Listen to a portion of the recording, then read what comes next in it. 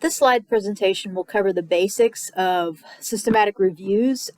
Going back to the research evidence pyramid that we looked at earlier in the semester, you can see that systematic reviews are at the very top of the pyramid. They are considered the best level of evidence that we have in a current area. Okay, we talked a lot about randomized clinical trials being important for intervention studies.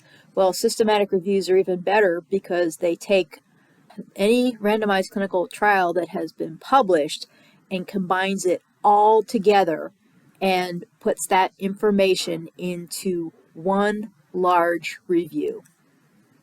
Some of the systematic reviews have also included with them something called a meta-analysis. That's even a higher level than just a plain systematic review. And we'll get to that by the end of the slides presentation. A good systematic review has all of the things that you see here on this slide. You should have a focused clinical research question. It should be a complete review of all of the literature that's available, an appraisal of the applicability and the validity of each and every study, as well as an appropriate analysis of the results, but realize that the results could be analyzed in either a qualitative or a quantitative way. And as I said in the previous slide, it is a very powerful piece of information. It's more than any one single study. If you look at the picture on the right-hand side of the slide, you have a pretty good schematic here of what exactly is involved in creating a systematic review. First, you have to have the idea for the study is what is the clinical question that you really want to answer. And then you have to search for any studies that have anything to do with that particular clinical question. They've searched all the available databases and anything that has to do with your particular clinical question.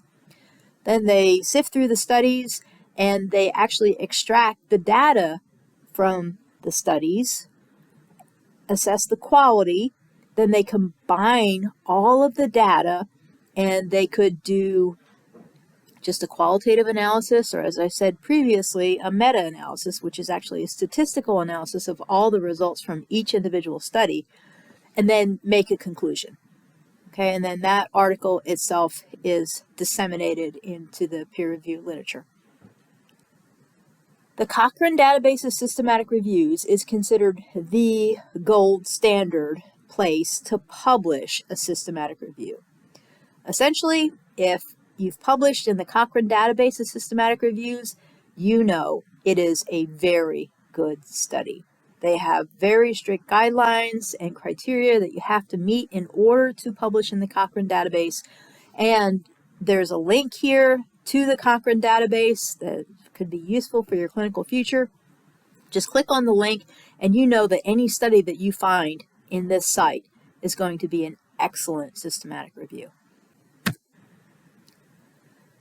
Moving on, the next would be a meta-analysis.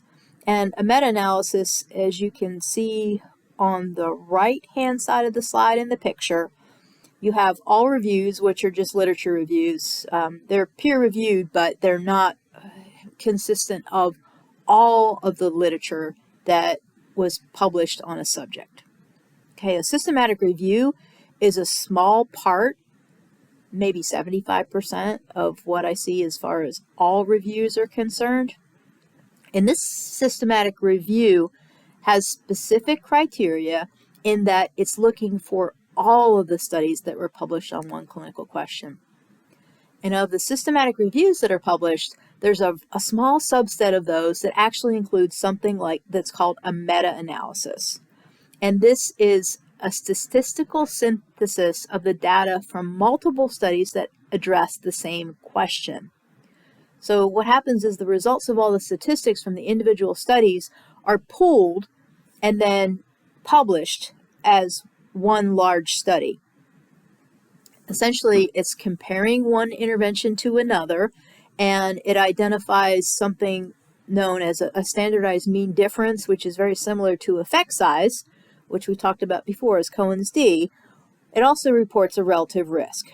We'll talk about each of those a little bit more in the next slide. Okay, the standardized mean difference. Like I said, it's very similar to Cohen's d. You see the Cohen's d interpretation that we've seen previously in this course. If it's 0, there's no difference between experimental and control. If it's 0.8, it's a large difference. So this is actually a very good study. Okay, the relative risk is specific for dichotomous data.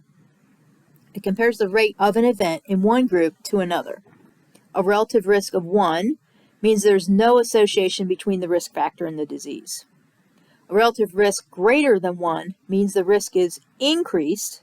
So for example, if you have a relative risk of 3, you have 3 times the risk if you have the risk factor for this disease. A relative risk less than 1 means that the risk is decreased. So a relative risk of 0.5 means that there's a 50% decrease in your risk. And last we have the forest plot. Forest plot usually comes along with a meta-analysis, and it is representative of the statistics that were done, that were pooled from all the individual studies that are included in the systematic review and meta-analysis. And the best description I can come up with to help you understand this information or how to read a forest plot is included in the video. So please just take a minute, click on the video link, and watch this short video.